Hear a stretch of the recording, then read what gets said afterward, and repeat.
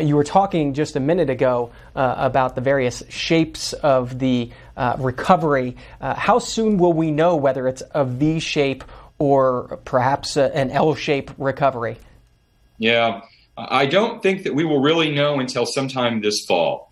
And I think that as I mentioned very early on in my statement, the right thing to remember here is that good public health policy is good economic policy, and that returning back to normalcy is probably not something that's going to happen in the next few weeks or even few months. And if we rush back into an opening up, what we could end up doing is pushing ourselves into a deeper recession or depression at some point later this year or even in the next year. And really, that's what we want to avoid.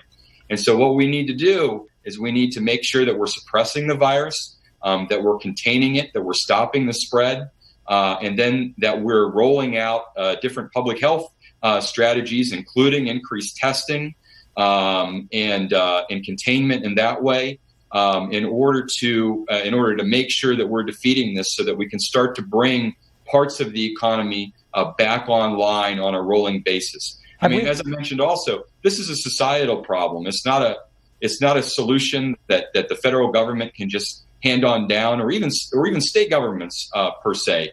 Really, this needs to be handled on an extremely local level. Local public health officials are currently extremely strained and stressed. They're running out of resources. And their role in all of this is absolutely critical. They're going to be the ones doing the testing. They're going to be the ones doing the containment and the tracing. And so their success is dependent on how quickly we are able to get the economy back up and running again. And their success is also dependent on whether or not we're able to escape a prolonged recession and recovery. Plenty of callers already.